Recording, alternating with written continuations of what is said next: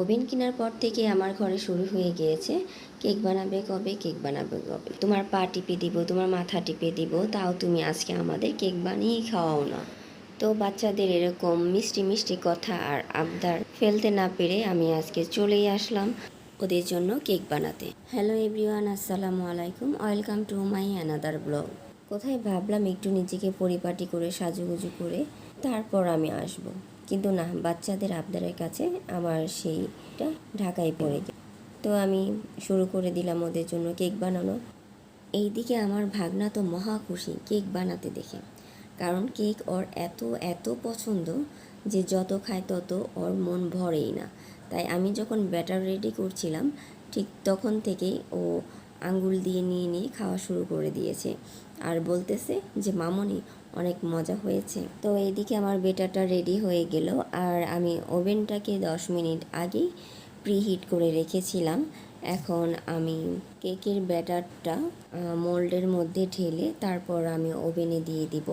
যদিও আমি এর আগে কয়েকবার চুলাতে কেক বানাইছি, কিন্তু এই প্রথম ওভেনে আমার কেক বানানো, জানি না কেমন হবে। তো আমি মোল্ডটা ওভেনে দিয়ে দিলাম। এইদিকে কেক হতে হতে আমি ক্রিমটা রেডি করে নিব, তাই আমি 1 কাপ পরিমাণে ক্রিমটা নিয়ে নিলাম। তো আমি ক্রিমটা বিট করে নিচ্ছি, যতক্ষণ পর্যন্ত না আমার ক্রিমটা ফোম আকার হয়ে যাবে ততক্ষণ পর্যন্ত আমি বিট করব।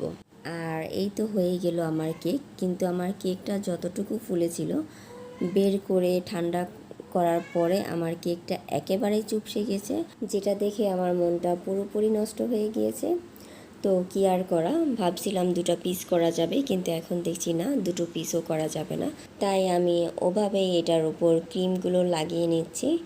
যদিও আমার ডেকোরেশনের করার কোনো ইচ্ছে ছিল না, কিন্তু যেহেতু বাচ্চারা খাবে তো ওদের জন্য হলো আমাকে এতটুকু ডেকোরেশন করতে হবে, তাই আমি কোনো রকম একটু ডেকোরেশন করে নিলাম। প্রথমে আমি সাদা ক্রিম দিয়ে গোলাপের মতো করে নিলাম, তারপর আমি অরেঞ্জ ফ্লেভারের ক্রিম দিয়ে গোলাপের মতো করে দিচ্ছি। কত শখ করে ওভেনটা কিনলাম যে আমি ওভেনটা কিনে কেক বানিয়ে সেল করব, কিন্তু চুপসে যাওয়া চেপটা কেক দেখে আমার সেই স্বপ্নটাও আজকে ভেঙে গেল। কেক যেমনই হোক না কেন, কেকের অবস্থা দেখে মনটা খারাপ হয়ে গেল।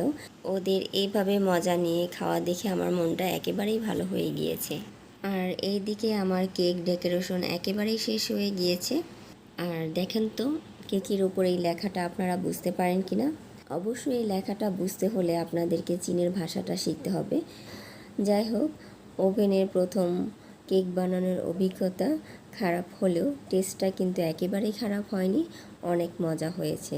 তো এই পর্যন্ত যারা আমার সাথে ছিলেন তাদের সবাইকে অসংখ্য ধন্যবাদ। ভালো থাকবেন, সুস্থ থাকবেন, আল্লাহ হাফেজ।